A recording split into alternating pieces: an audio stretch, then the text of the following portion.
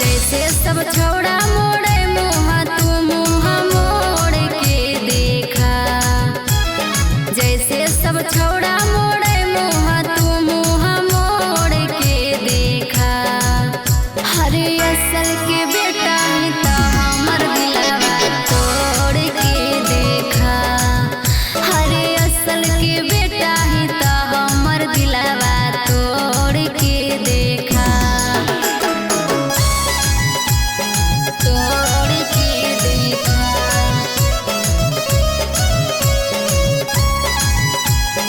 तोड़ के देखा। हरे असल के बेटा ही तो हमर दिलवा तोड़ के देखा।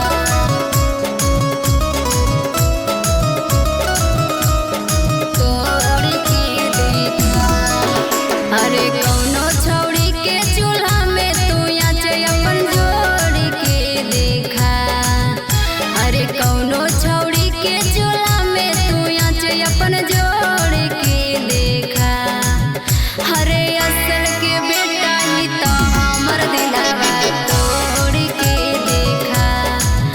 हरे असल के बेटा ही तो हमर दिलवा तोड़ के देखा। अरे जैसे सब छौड़ा